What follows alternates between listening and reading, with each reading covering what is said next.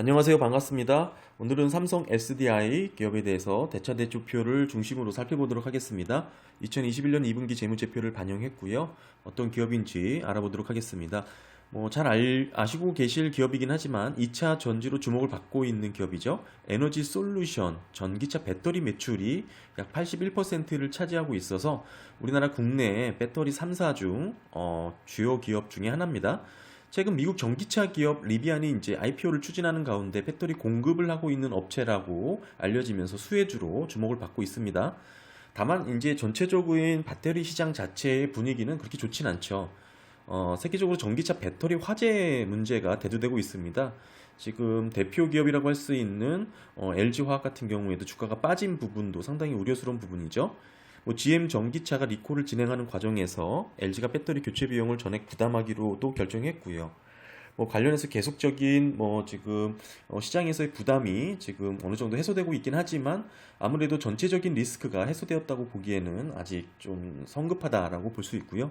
진행 중인 단계라고 이해하시는 게 좋을 것 같습니다. 문제는 이 배터리 기술의 이제 기술적인 한계는 아닌지 들여다봐야 되는 부담이 시장에서 퍼졌다라는 것이죠.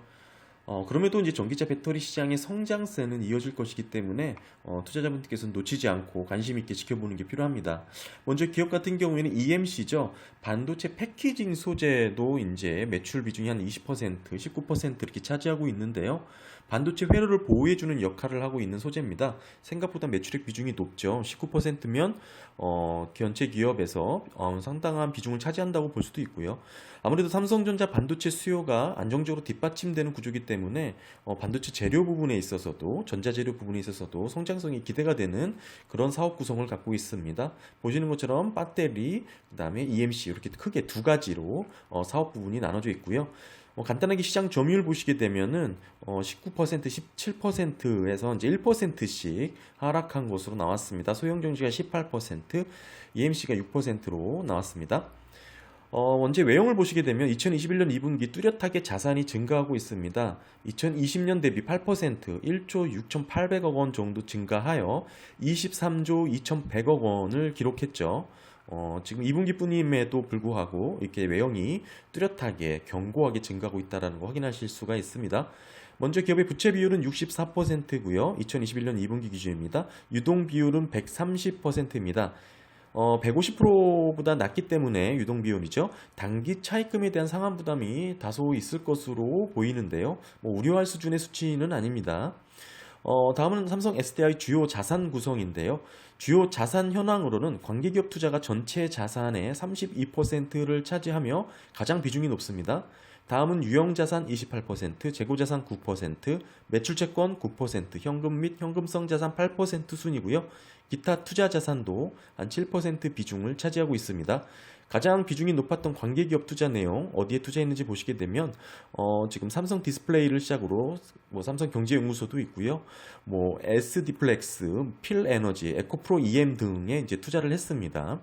지분법 손익을 받는 관계기업이기 때문에 지분법 손익 실적을 봤을 때 TTM 5천억 원 기록했고요.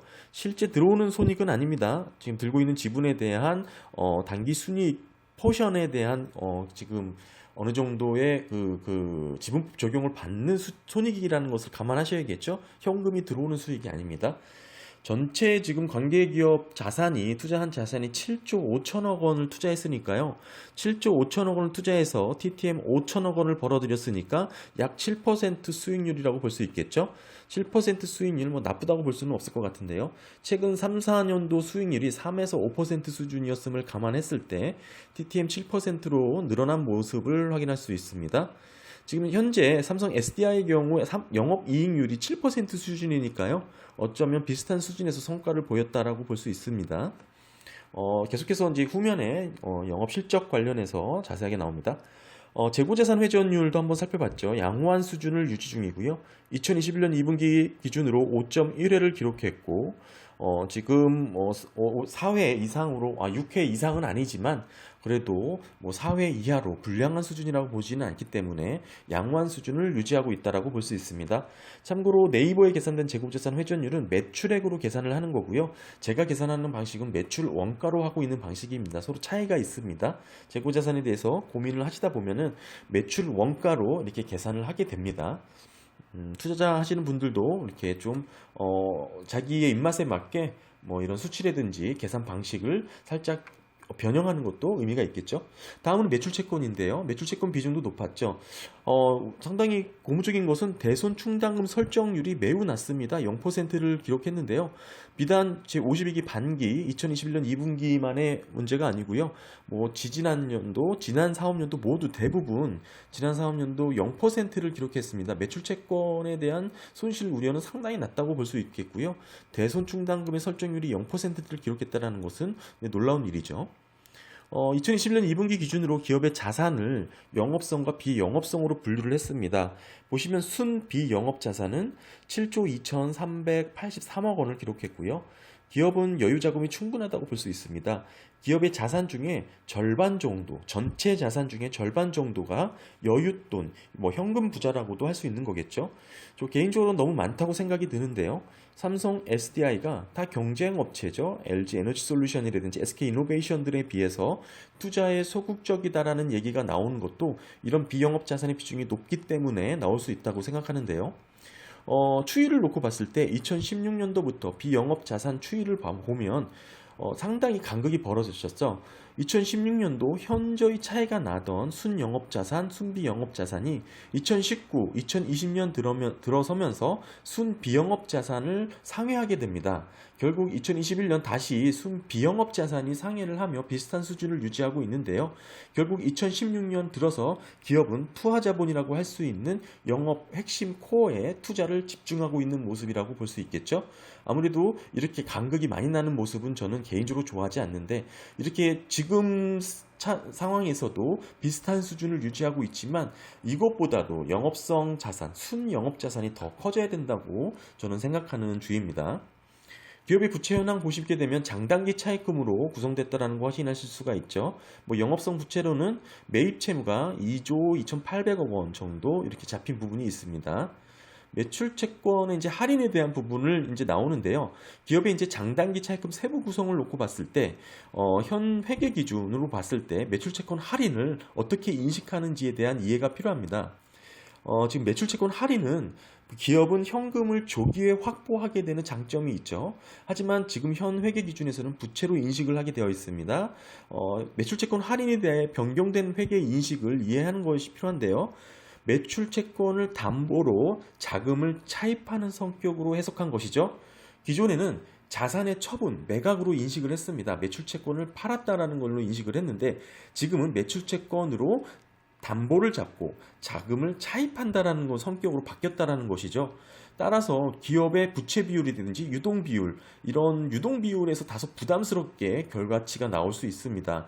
뭐 부채 비율에 대해서 다소 부담스럽게 나올 수가 있겠죠. 재무 안정성이 우려된다라고도 볼 수 있겠지만 중요한 것은 유동 비율에서는 그렇게 큰 차이가 나지 않습니다. 매출 채권 할인이 주요 원인이라고 볼 수 없는 이유가 뭐 같이 유동 자산에서도 그만큼 상각이 되기 때문이죠. 결국 계산을 해보면 130%에서 137% 높아지긴 했지만 미비하죠. 결국 기업의 낮은 유동 비율은 비유동 자산의 비중이 72%로 크기 때문에 이렇게 나타나는 결과고요. 그 대부분이 관계기업 투자에 집중하고 있었기 때문이라는 것을 위해서 확인했습니다. 결국에는 지금 기업의 이제 매출채권 할인이라는 것은 지금 부채로 인식을 돼서 이렇게 재무 상태에서 이렇게 상계가 잡혀 있다는 것을 확인할 수 있었고요. 사채도 있었죠. 기업이 발행한 사채 중 한 건은 1년 내 상환해야 되는 유동성 대체로 인식을 해서 유동부채로 잡혀 있고요. 사채 발행 규모는 약 6천억 원 정도, 이자율은 2.2에서 2.4% 수준입니다. 양호한 수준이죠. 뭐 삼성 SDI 자본 항목 보시게 되면 자본 잉여금이 5조 원 수준으로 전체 자본의 35%를 차지하였고요. 이익 잉여금은 55% 수준입니다. 뭐 이익 잉여금이 꾸준히 증가하고 있고요. 2020년 대비 5% 3,400억 원 증가하였습니다. 빚집의 지분 비중은 상당히 낮고요. 결국 기업 같은 경우에는 안정적인 자본 구성을 갖췄다라고도 이해할 수 있는 부분이죠. 계속해서 기업의 실적 살펴보겠습니다. TTM은 2021년 2분기부터 2020년 2분기 최근 4분기고요. 매출액 보시게 되면 2015년 이후 뚜렷하게 증가 추세인 것을 확인하실 수 있습니다. 2018년 44% 매출액 성장세를 보였기도 하였습니다. 엄청난 성장이죠. 이후 10% 이상의 성장세를 꾸준히 보이고 있는데요. 외형상 견조한 성장세가 이어지고 있습니다. 매출액 12조 6천억 원을 돌파하였고요. 규모가 있는 기업의 성장세가 엄청나다고 볼 수 있습니다. 이렇게 꾸준히 매출액이 성장하고 있는 성장세는 매우 중요한 포인트가 될 수 있는데요. 기업을 투자하실 때도 이 매출액의 증가함을 꼭 비교해 보시고 지속적으로 안정적으로 꾸준하게 뚜렷하게 증가하고 있는 추세인지를 확인하시는 게 큰 도움이 되실 겁니다. 먼저 기업의 마진율을 보시게 되면 매출 총 이익률은 17%에서 22%로 증가하였습니다. 매우 중요한 추이죠. 더불어 영업이익률도 1%에서 7%로 증가하게 되었고요. 판관 비율은 15에서 17%를 유지하고 있습니다. 특이한 점은 2016년도 전년 대비 평이한 매출액 기록을 보였지만 판관비가 크게 증가하면서 영업 손실을 기록하였다는 것이 상당히 좀 특이하고요. TTM 기준으로 수치만 놓고 봤을 때 영업이익률 7%는 그렇게 높은 수치는 아닙니다. 그럼에도 지난 연도 대비 어느 정도 증가하고 있다는 모습은 고무적이라고 평가할 수 있겠죠. 기업의 수익 구조 패턴을 보시게 되면 2016년도 영업 현금 흐름 적자를 기록 후 꾸준하고 폭발적인 증가를 하여 TTM 2조를 넘어서고 있는 영업 현금 흐름의 모습을 보여주고 있습니다. 그에 비해 영업이익과 당기순이익은 2018년, 2020년 비슷한 수준에서 미비하게 변동하고 있는 모습을 나타내고 있고요. 2019년 들어서면서 당기순이익보다 영업현금 흐름이 압도적으로 높아지는 패턴을 보이고 있습니다. 이 부분을 이해하는 것이 필요할 것 같고요. 2018년, 2019, 2020년 영업현금 흐름의 변화를 살펴보시면 2018, 2020 영업이익, 당기순이익은 비슷한 수준인 것을 확인하실 수가 있고요. 2020년의 경우 다소 하락하였죠. 영업 현금 흐름에서만 차이가 나기 때문에 보시는 것처럼 이 조정 내역과 자산 부채의 증감 내역, 이 빨간색 네모칸의 변화를 이해하시면 도움이 되실 것 같고요. 특히 자산 및 부채의 증감 부분이겠죠. 2018년도부터 매출 채권이 뚜렷하게 감소하였습니다. 2019, 2020년까지 감소하는 모습 확인하실 수 있죠. 그러면서 현금이 더 들어오게 된 것이고요. 재고 자산도 2018년도 대비 2019, 2020년 감소하였습니다. 선수금은 증가하였죠. 매입 채무는 다소 변동을 보이고 있는 가운데 기타 채무의 경우 뚜렷하게 감소 경향이 나타났습니다. 외상 대금을 쌓아두지 않고 현금을 지급하고 있다라고 이해할 수 있는 부분이고요. 매출 채권이 감소했기 때문에 매출액 증감률과 비교해 보시면 2017년도부터 비슷한 패턴으로 움직이고 있는 걸 확인하실 수 있죠. 2020년 매출 채권이 감소하였는데요. 대신 선수금이 늘었습니다. 즉 매출 채권이 줄고 선수금이 느는 운존 자본의 매우 긍정적인 변화가 나타났고요. 재무 융통성이 좋아질 수밖에 없고 결국 현금 흐름이 개선되는 효과를 가져오게 된 것입니다. 매출이 늘어나면서 내실까지 탄탄하게 바뀐 것이라고 볼 수 있는 그런 현금 구조였습니다. 지금 다음 ROA, ROE, ROIC 비교 그래프 보시게 되면 2020년 기준 기업의 ROIC는 7.4%입니다. 수치만 놓고 봤을 땐 그리 높은 수치가 아닌데요. 그럼에도 국내 배터리 3사 중 삼성 SDI가 가장 선방했다라고 이렇게 말씀드릴 수 있을 것 같습니다. 영업 본질에 대한 수익률이 ROIC죠. 기업의 영업 구조가 수익성이 매력적이냐 아니냐를 비교할 때 보통 ROIC를 들여다보는데요. ROIC는 보통 웩하고 비교를 하시면 좋습니다. ROIC가 웩보다 크면 그 큰 만큼 초과 이윤으로 이렇게 보실 수가 있는데요. 기업 경영의 효율성을 극명하게 보여주는 수치입니다. 기업의 웩을 일일이 계산하면 좋겠지만 어느 정도 시간도 걸리고 코스피 상장 대기업의 경우 대략적으로 6에서 8% 수준을 적용하시면 리즈너블하게 이용하실 수가 있는데요. 간단하게 대입해 보면서 기업의 초과 이윤을 비교하는 것도 의미가 있습니다. 초과 이윤이 매우 낮거나 오히려 마이너스를 보이는 기업들도 있기 때문에 주의해야겠죠. 현재 삼성 SDI 기업의 핵심 코어 수익률 ROIC는 다소 비효율성을 엿볼 수 있는 수치입니다. 7.4%이기 때문이죠. 아마도 이렇게 ROIC가 낮기 때문에 신규 투자에 주저하는 모습이 나타나는 것이 아닐까 예상해 볼 수 있는데요. 기업은 신규 사업을 진출하든지 신규 투자를 결정할 때 이 할인율로 결국에는 이 웩이라는 가중평균 자본 비용을 활용하게 되는데요. 웩보다 월등히 높은 ROIC죠. ROIC 수익률이 나오지 않을 경우 투자에 주저하게 될 수밖에 없는 겁니다. 경영 비효율 상태에서는 당연히 신규 설비를 확장하는 데 주저할 수밖에 없겠죠. 다만 SDI 같은 경우에는 경쟁사보다 투자에 인색하다는 평가가 나오는 게 ROIC 때문이라고 이렇게 예측해 볼 수 있는데요. 그러면서 경쟁사들의 ROIC를 찾아보면 사실 SK이노베이션은 2019년도 2%, 2020년도 마이너스 15%를 기록했고요. LG화학 같은 경우에는 2019년 1.9%, 2020년도 3.3%로 삼성 SDI보다 더 낮다라는 것을 확인할 수 있습니다. 지금 오히려 삼성 SDI 같은 경우는 국내 유일의 각형 배터리를 생산한다라는 주목을 받으면서 파우치형 배터리 부정적인 인식이 확산되고 있기에 이런 와중에 오히려 지금 실적 면에서 긍정적인 평가를 받고 있다고 이렇게 이해할 수 있는 건데요. 그나마 경쟁 업체보다 ROIC가 상당히 높은 수준이라는 것이죠. 사실상 국내 배터리 3사의 ROIC만 놓고 본다면 대부분은 기업 가치가 파괴되고 있다라고 이해할 수 있는 수준들입니다. 그나마 삼성 SDI가 ROIC 수익성 측면에서는 제일 좋은 기록을 보이고 있습니다만 해도 그럼에도 이렇게 뚜렷하게 이렇게 월등히 매력적인 수치다라고 말씀드리기는 어려운 부분이 있습니다. 그렇다면 전기차 배터리 성장성에 대해서 근본적인 접근을 다시 한번 해보는 게 필요하다고 생각하는데요. 반복적으로 발생하고 있는 전기차 화재 사고라든지 생산 신뢰도 하락으로 이어지는 부분, 결국 테슬라라든지 폭스바겐의 배터리를 내재화 계획을 하고 있죠. 직접 만들겠다 이겁니다. 이런 장기적인 위험 요인들을 고려해서 접근하는 것이 필요할 것 같고요. 전기차 배터리 성장세는 의심할 나위가 없겠는데 다만 확정되지 않은 미래의 영역이라는 것을 놓쳐서는 안 될 것 같습니다. 뭐든지 확실하게 의심하고 접근하는 것이 필요할 것 같고요. 기업의 ROE는 4.5%고요. ROA는 3.1입니다.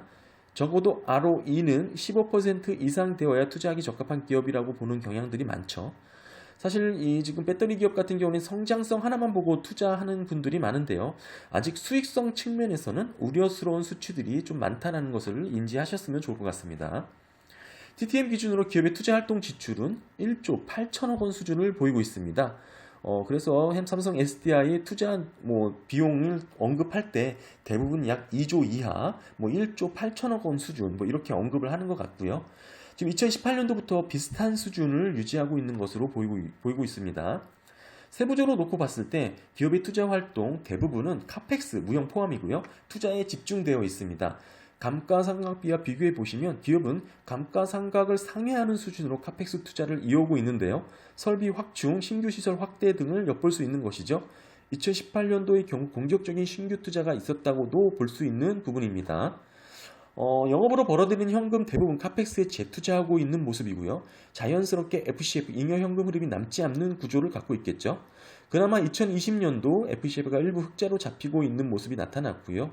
이런 와중에도 배당을 하고 있는 기업입니다. 배당 성향은 11%로 그렇게 높지 않은 수치고요. 배당 수익률이 0.18%, 주당 1,000원 정도 이렇게 배당을 하고 있습니다. 기업의 펄을 살펴보면요. 지난 종가 기업의 이제 펄은 40배 멀티플을 받고 있고요. 2020년 약 70배를 받았던 기업이라는 것을 감안했을 때 지금 약 절반 정도 수준으로 이렇게 조정을 받고 있다 이해할 수 있겠네요. 많이 빠져서 지금 40배 수준이라는 것인데 멀티플이 이 정도면 개인적으로는 선방했다라고 생각을 하고 있고요. LG화학 같은 경우에는 2020년 125배를 기록했고요. 최근 14배까지 그런 수준에 근접했습니다. 종합해서 봤을 때 국내 배터리 시장에 이제 만연해 있는 여러 가지 악재들이 사실상 완벽하게 해소되었다고 보기에는 어렵고요. 다소 쌓아 있는 가운데 시장에서의 불안감은 어느 정도 지금 해소하냐, 이렇게 기대감을 갖냐, 이렇게 양분되어 있다고 볼 수 있고요. 배터리 시장에 있어서 앞으로 성장성은 누구도 그렇게 여의하지 않을 만큼 뭐 확연한 그런 주제이긴 하지만 그 기술력이라든지 뭐 이런 뭐 판 자체가 바뀔 수 있는 여러 가지 가능성들이 있기 때문에 다소 좀 신중한 접근이 필요하지 않을까라고 개인적인 생각을 갖고 있습니다. 아무래도 오늘 삼성 SDI 기업을 통해서 어느 정도 실적이라든지 자산 구성, 뭐 멀티플 또는 뭐 배터리 시장에 대한 기본적인 이해까지 살펴봤는데요. 기업이 궁금하신 분들에게 다소 도움이 되셨길 바랍니다. 감사합니다.